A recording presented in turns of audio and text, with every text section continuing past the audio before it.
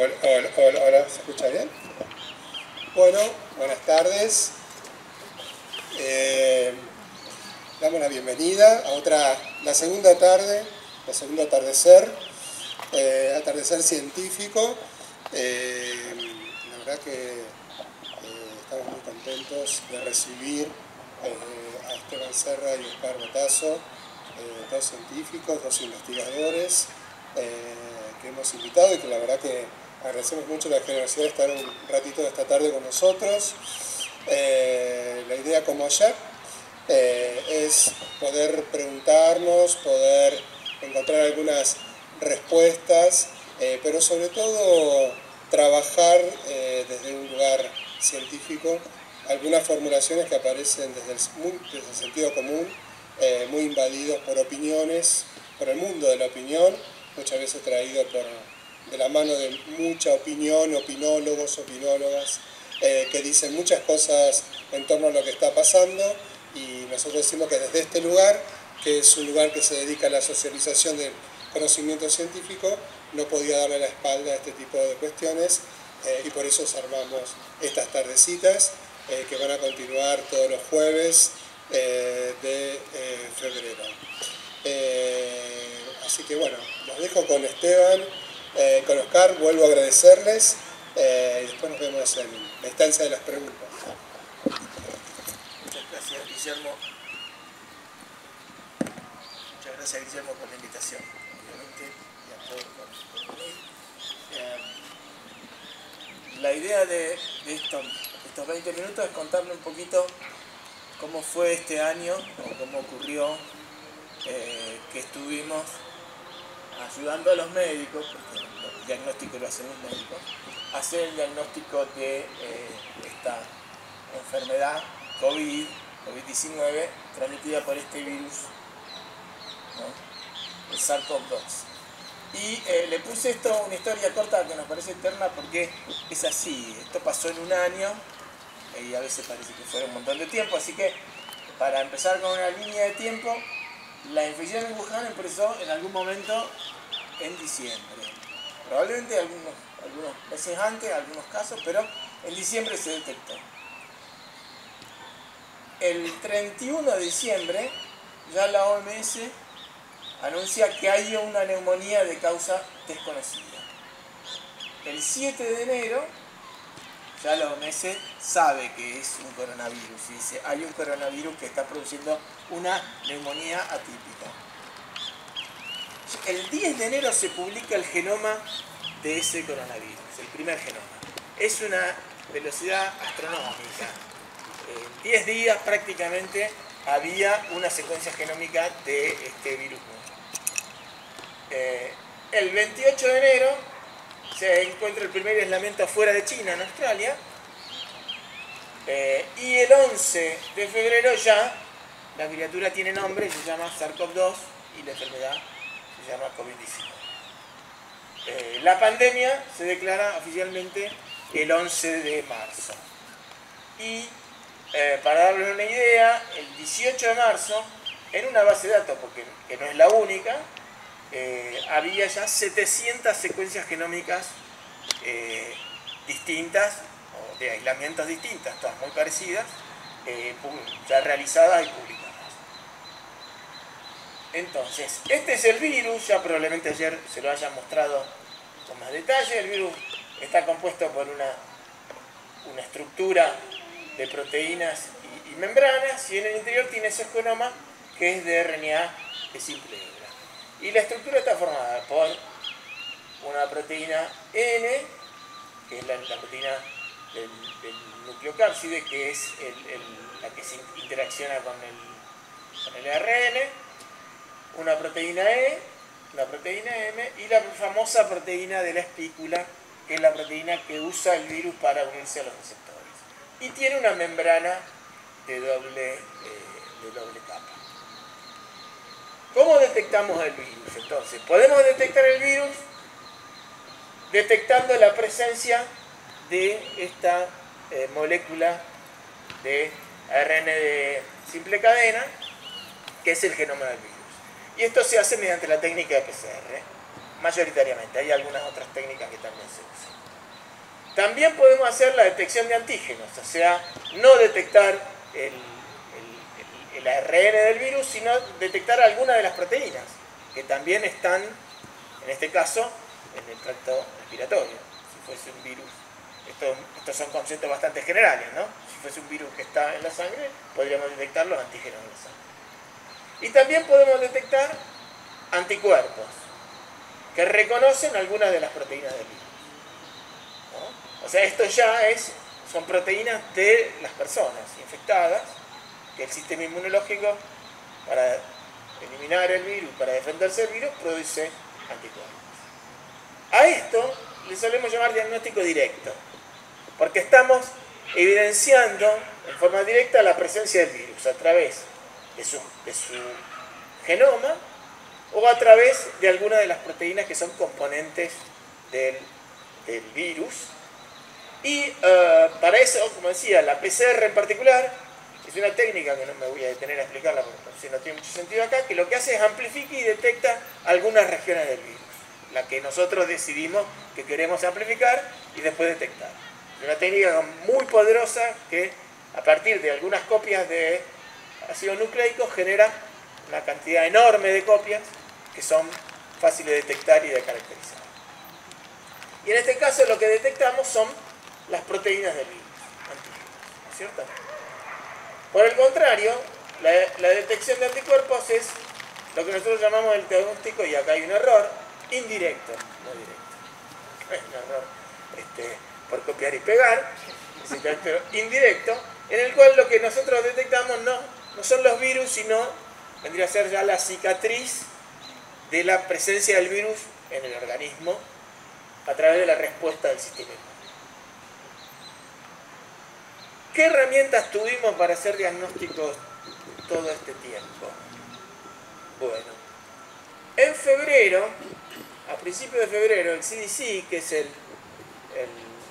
vendría a ser como el ANLIS americano, el Center for Disease Control, publica una guía para hacer PCR para detectar el COVID. ¿Y qué dice? Bueno, los laboratorios que tienen determinados estándares pueden, con esta guía, hacerse un método de detección. Normalmente en los laboratorios los métodos de detección se adquieren, se compran a empresas que se dedican a procesar estos métodos y establecen los parámetros de uso y establecen las líneas de corte y establecen cuánta sensibilidad tienen. Se imaginan que el 2 de febrero no había nada de eso. El CDC lo que dijo es, de esta manera se puede detectar el virus. Los laboratorios que tienen ciertos estándares lo pueden hacer. Igual eso dio bastante problema hasta que a fin de mes se hizo un protocolo definitivo de estos abiertos. El 3 de marzo se aprueba el primer kit comercial, o sea, la primera empresa que aprueba un kit comercial para detectar COVID por PCR. Se aprueba a modo de excepción, como la mayoría de los kits que se aprobaron casi durante el año. ¿Qué quiere decir esto?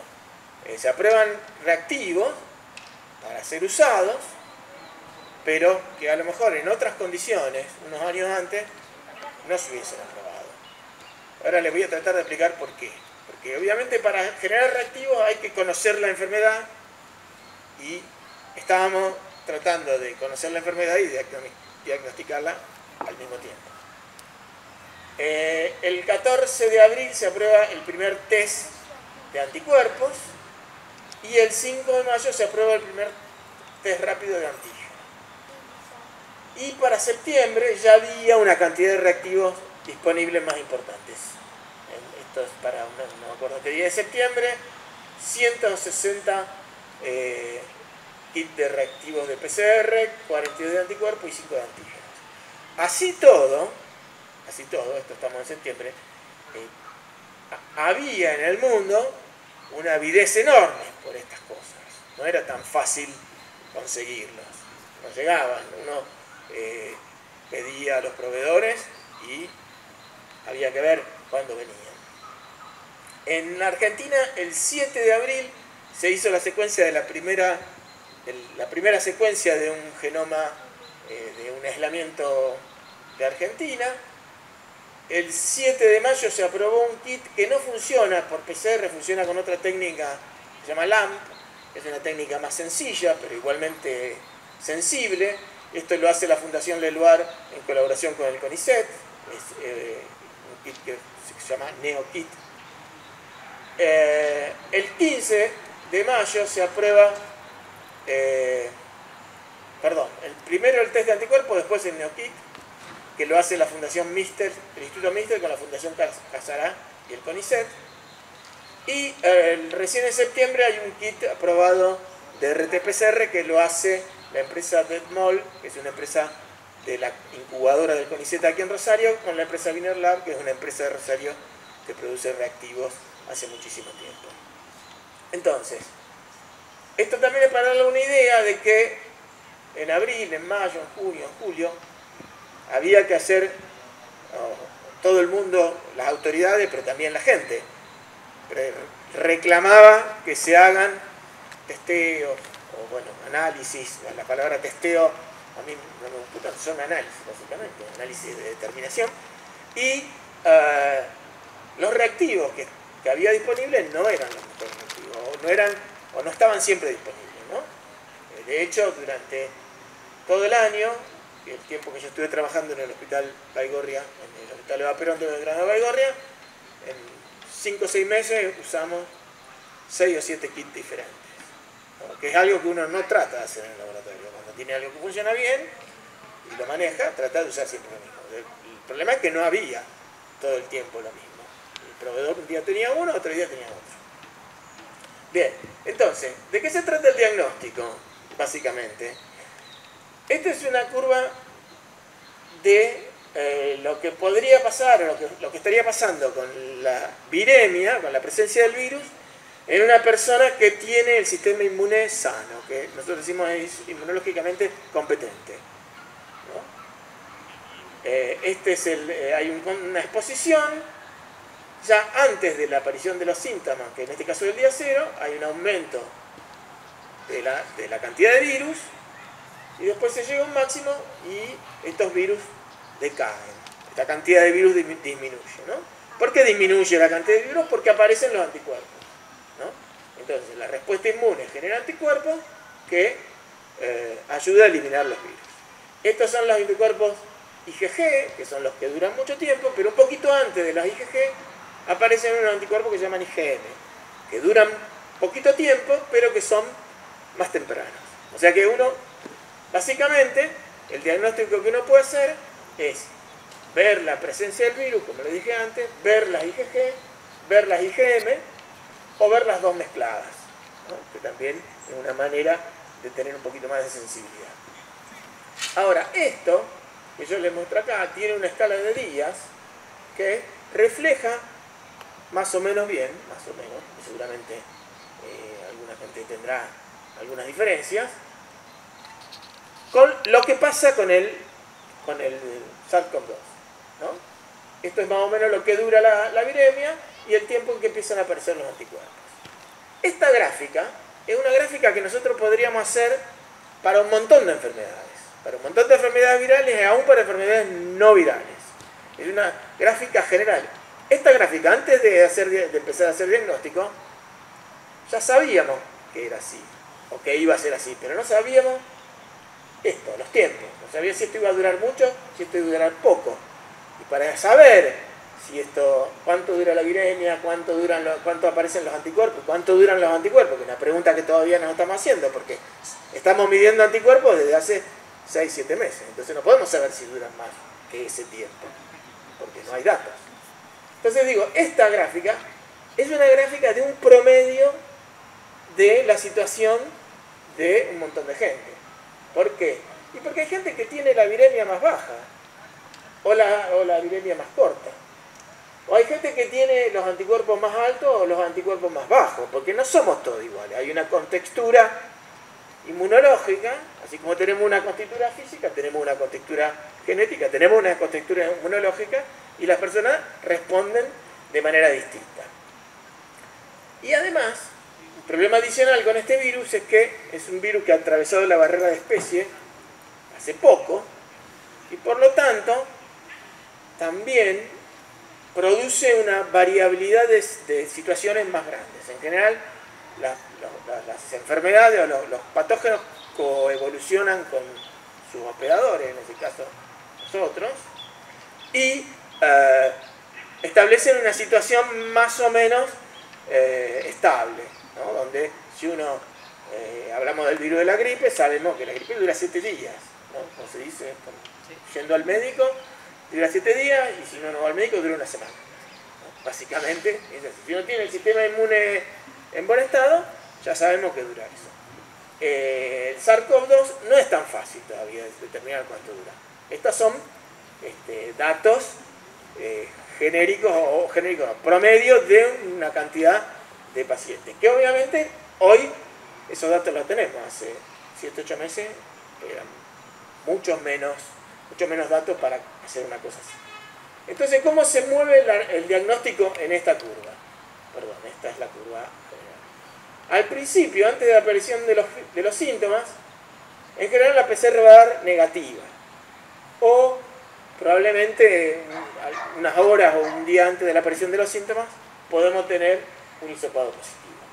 A partir de la aparición de los síntomas, la PCR da positiva en unos 10 días.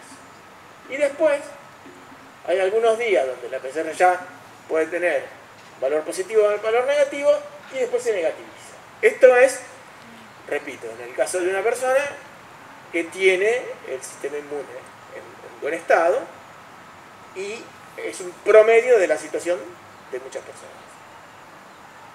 Hasta más o menos el día 6 o 7 vamos a tener, siempre post aparición de los síntomas, no vamos a tener anticuerpos detectables, y después vamos a tener anticuerpos detectables, ¿no? Entonces, esto se puede resumir en esta tabla.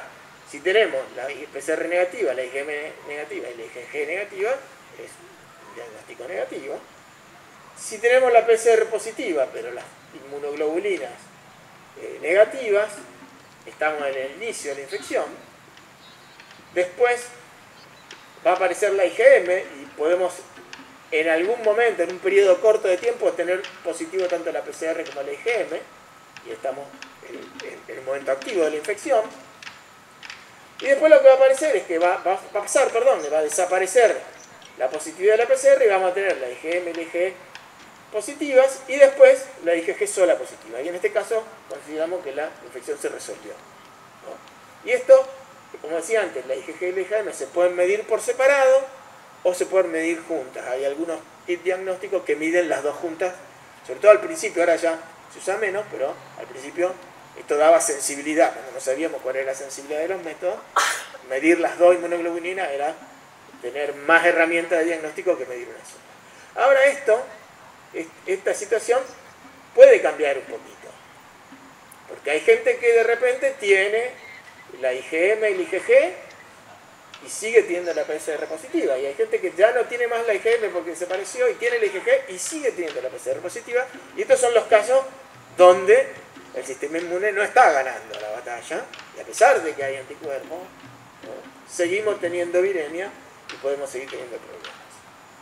Y después tenemos la otra situación, seguramente Oscar la va a explicar mucho mejor que yo, donde hay una situación patológica que ya se desentiende del virus, ya no depende tanto del virus, sino depende de una situación fisiológica que se establece desencadenada por la presencia del virus y también por la respuesta de la cantidad de reacciones de PCR que se hicieron en los últimos 12 meses, desde febrero a fin de enero de este año, ¿no? Están por país. Mi intención no es comparar quién hizo más y quién hizo menos, sino ver este número. En América Latina, que es una región pobre, donde no se hizo lo que más que se pudo con los recursos. Hay que pensar de que todos estos reactivos son importados.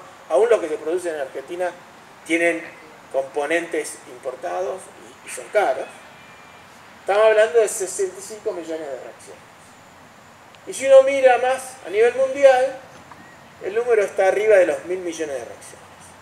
Entonces, lo que les quiero remarcar con esto es que durante 12 meses se hizo, esto fue como, yo digo a veces, arreglar el auto sin pararlo. Porque había que diagnosticar a la gente y a la vez había que generar los reactivos para hacer el mejor diagnóstico. Y esto recién hasta probablemente diciembre, noviembre del año pasado, que la situación se estabilizó un poco y hubo acceso a los reactivos y los reactivos ya estaban bien caracterizados. Durante los primeros 10 meses de la pandemia se trabajó un poco, no voy a decir mal, se trabajó bien, se trabajó mucho sobre todo, y es un esfuerzo enorme para poder resolver la demanda que había de las autoridades sanitarias, de los médicos, obviamente, que son quienes hacen el diagnóstico de los bioquímicos, y de la población. Y en esto, yo creo que esta es la última diapositiva, quería remarcar un poco lo que pasó en la ciudad. Cuando empezó la pandemia, había un solo laboratorio que tenía la capacidad de hacer ese diagnóstico, que era el laboratorio del CEMAR, de la Secretaría de Salud de la provincia, que además es un laboratorio de referencia a nivel nacional en este tipo de tecnología. Y durante el año se establecieron 3 laboratorios más, uno en el Centro de Tecnología de Salud Pública, en el Hospital Centenario, se hizo en colaboración entre la Facultad de Bioquímica y el Ministerio de Salud. Después otro en el Hospital de Perón, de Granada Baigorria, también entre la colaboración entre la Universidad y el Ministerio, y ahí donde estuve yo trabajando mayoritariamente, y posteriormente en el laboratorio provincial, ¿no? Y esto, quiero decir, son 3 laboratorios que se hicieron prácticamente de cero. En el Centenario había una infraestructura ya armada, en los otros 2 hospitales empezamos a trabajar y a hacer el diagnóstico mientras organizábamos el laboratorio. O sea, trabajábamos en un lugar mientras estábamos tratando de que al lado se construya un laboratorio acorde, porque para hacer estos diagnósticos hace falta algunas instalaciones, para hacerlos bien y trabajar tranquilos, hace falta algunas instalaciones que no estaban disponibles, ¿no? Y esto fue trabajo de muchísima gente y durante algunos meses, sobre todo los meses más álgidos, septiembre, octubre, noviembre, gente que trabajó de lunes a lunes, 10, 12 horas por día, porque era muy difícil predecir cuántas muestras iba a haber a la semana siguiente. Toda la semana el número de muestras aumentaba, ¿no? Después esto obviamente se estabilizó, el sistema se acomodó, los laboratorios empezaron a funcionar a régimen y también el número de determinaciones disminuyó un poco y bueno, es la situación actual. Así que bueno, eso nada más, les quería contar un poco cómo fue que este año se hizo esta pequeña odisea de diagnosticar este virus, ¿no? Hubo que empezar con lo que sabíamos de otros virus y a partir de eso ir haciendo y aprendiendo y mejorando las herramientas. Así que bueno, muchas gracias Guillermo por la invitación y muchas gracias a todos por escuchar.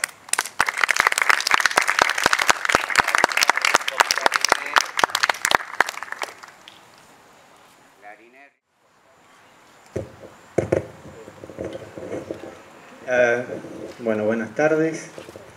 Gracias Guillermo, gracias Esteban. Y no traje diapositivas. Pero vamos a empezar por... Platón decía, conviene arrancar por lo que viene primero. Y lo que viene primero es la palabra epidemiología. Se me dijo que hablara de epidemiología. Logos es el tratado de algo, o sea que hay un cardiologos, hay un dermatologos, más fácil. Logos. Y epidemiología, epidemos, epi, sobre, y demos, población. De modo que los griegos se dieron cuenta que habían unas cosas que no sabían cómo llamarlas, pero que estaban en la población y que venían de golpe. Y eso era una epidemia. El primero que escribió de eso, no sé si lo escribió, pero por lo menos alguien se lo dictó, porque con toda la gente que veía, pensar que además de ver escribía, fue Hipócrates.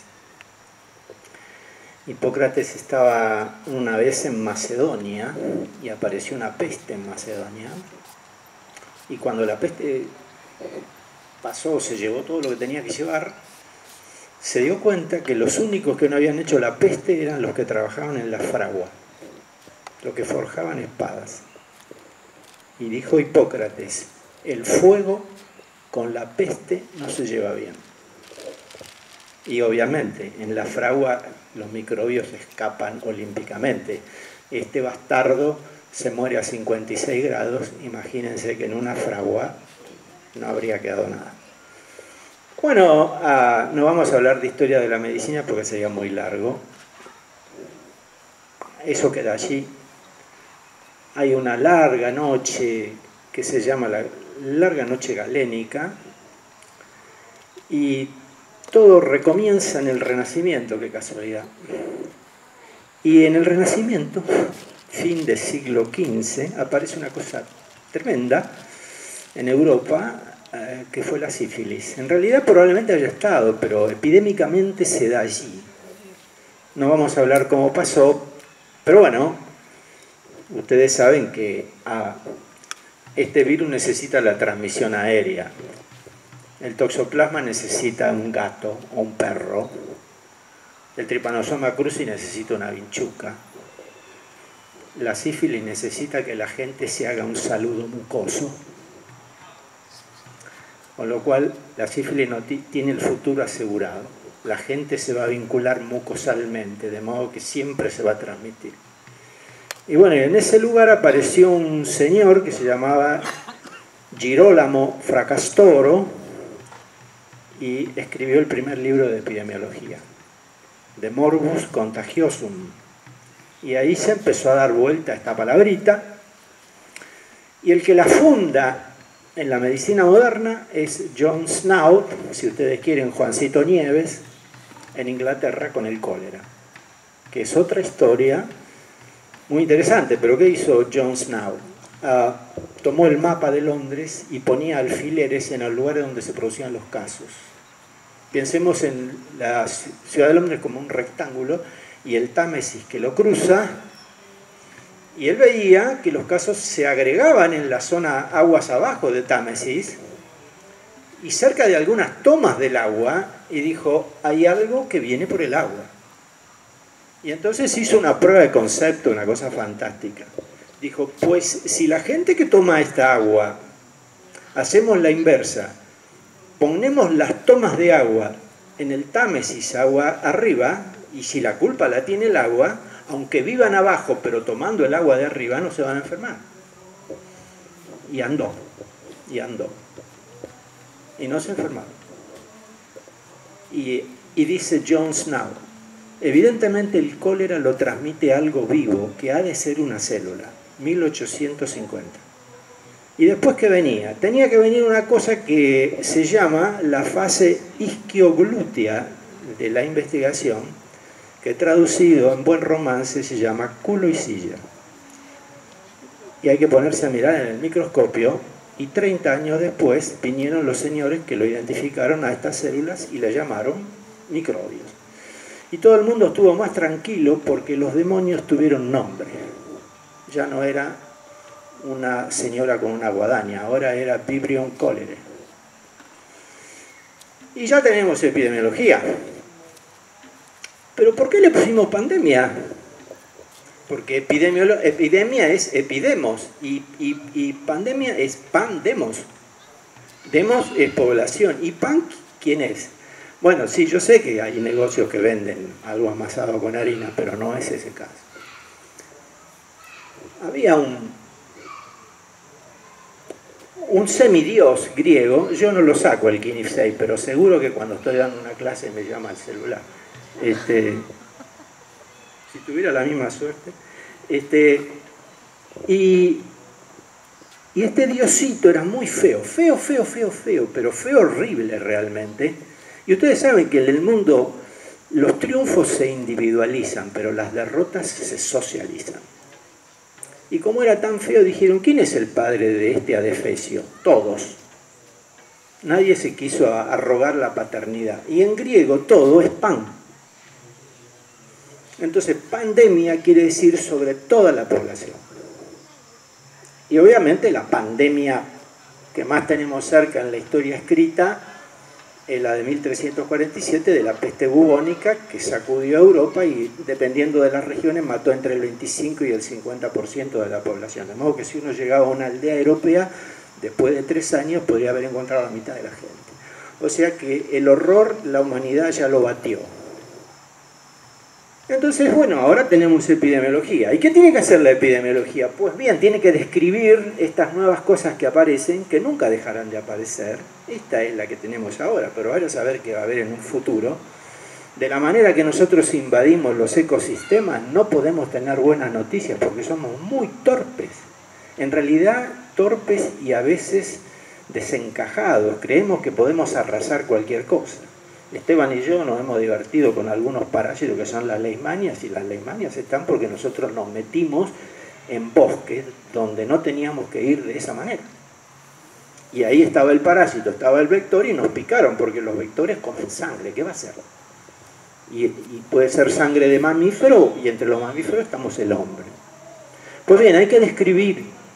Entonces lo primero que tiene que hacer la epidemiología es algo que se llama describir. Como cuando uno va al médico y le cuenta, me duele acá, ¿y dónde le duele? Y por acá, pero se le irradia acá, ¿le aparece después de comer o le aparece dormido? ¿Cómo es? O cuando se sienta, cuando se inclina, yo estoy describiendo el problema. Bueno, eso hizo la epidemiología este año. Y en Lancet, en enero y en febrero, ya teníamos descrito unos 1000 pacientes. Y después, cuando viene el brote de Nueva York, los neoyorquinos nos describen 5000 pacientes, y eso es mucho número porque uno necesita tener una idea de dónde está pasando. Quiero que les quede claro que las enfermedades no vienen con un banner acá adelante. Que yo identifique una enfermedad significa pico y pala, transpirarlo mucho hasta que me doy cuenta de las vetas que tiene. Y eso me lleva tiempo. Bueno, en esta época todo se aceleró. Entonces finalmente yo tengo una descripción. Y cuando tengo una descripción, les voy a hacer un ejemplo que les va a quedar muy claro. 1980, yo me lo acuerdo porque era un médico joven en aquella época. Cuando uno es muy joven es muy omnipotente. Y la omnipotencia es inversamente proporcional a los años de recibido y a los pacientes que se mueren, no obstante que uno los atiende.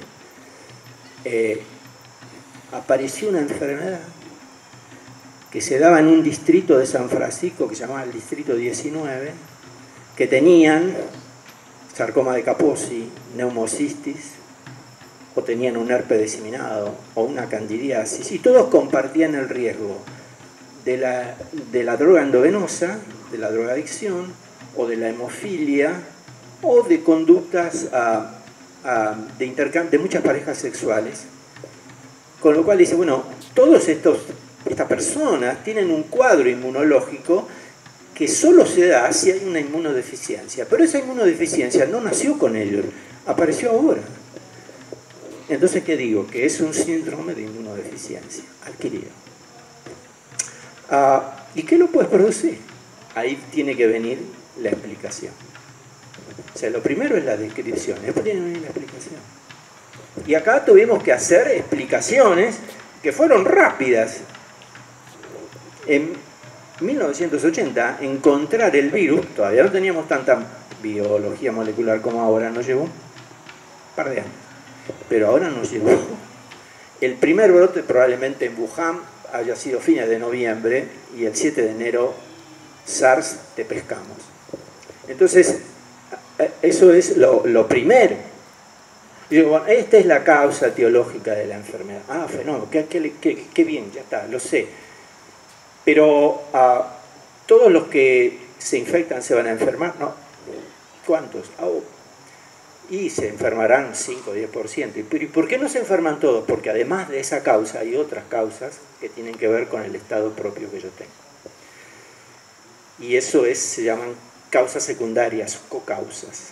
Y eso lo tiene que describir la epidemiología, pero eso ya no es la epidemiología descriptiva, sino la explicativa.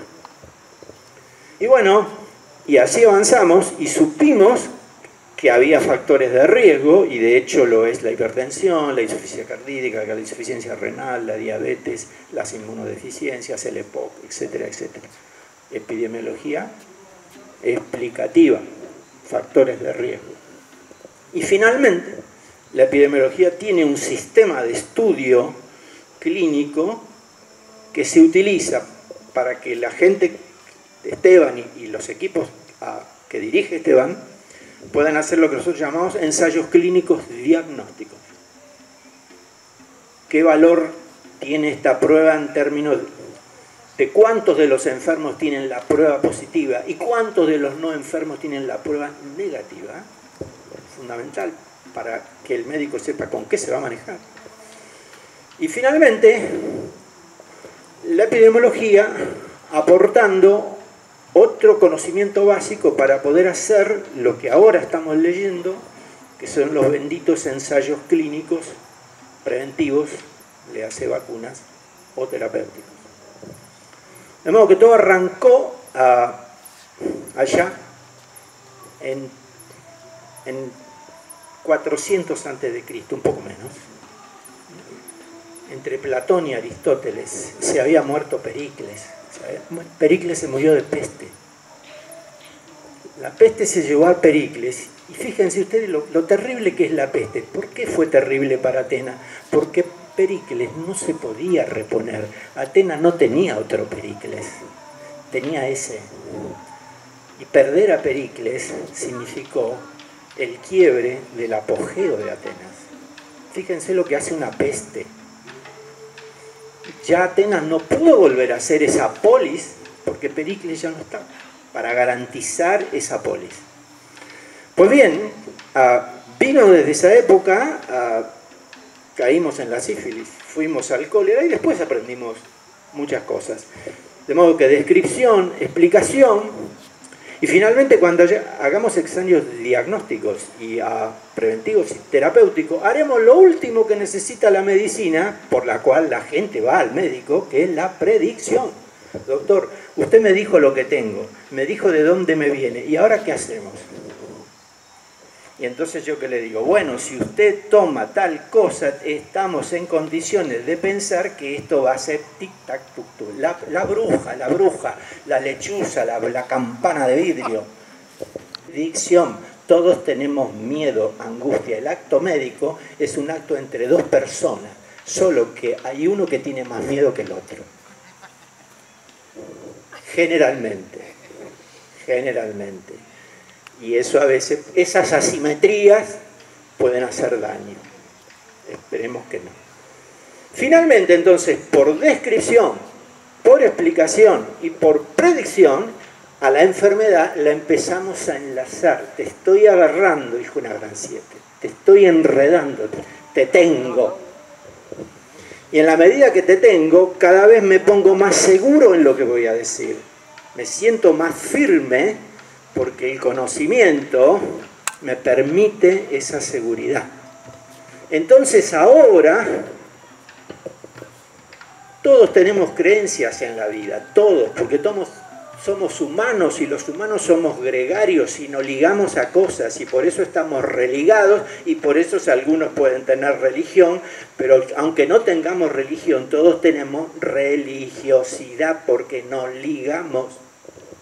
Solo un psicótico no se liga.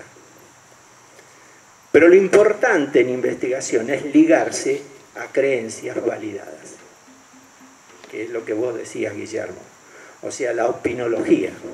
Y en este momento hay mucha gente que tropieza con un micrófono. Y lo hemos visto, y lo estamos viendo. Y a veces yo miro televisión y si yo lo tuviera cerca, lo estrangularía. Por el daño que está haciendo, por abrir su bocaza, por algo que no sabe bien. Pero bueno, en este año y un mes hemos ganado un buen trozo de conocimiento y ahora estamos mucho mejor posicionados. Obviamente que el virus nos devuelve ahora la variante, pero también pasó, el virus de la polio también tenía variantes. O sea, no hay nada nuevo y algo que decíamos con Esteban. Y uno automáticamente lo lo trabaja con el pensamiento analógico. ¿Y cómo fue allá? Ah, fue así. Ajá, entonces podría... O sea, la analogía es algo que todos razonamos con una lógica inductiva, deductiva o analógica. No hay, y bueno, y la aducción, pero no hay otra. De modo que no nos fue tan mal y sabemos bastante de qué no hacer para no caer rápidamente en la redada, no ser tan contagiados, y pensemos lo que le pasa en Europa. Ese ha sido el camino de la epidemiología, y bueno, nadie sabía que tenía en este momento que hacer toda esta gimnasia en el término de un año, y que con el trabajo mancomunado de epidemiólogos, de investigadores del laboratorio que rápidamente fueron convocados y lo entendieron, y los clínicos, en el término de un año estamos dando respuestas bastante racionales, que hay que salir a veces a combatir a otras interpretaciones antojadizas y estrafalarias. Y lo dejamos acá, así después cualquiera pregunta, si es que hay preguntas, si no, callad para siempre.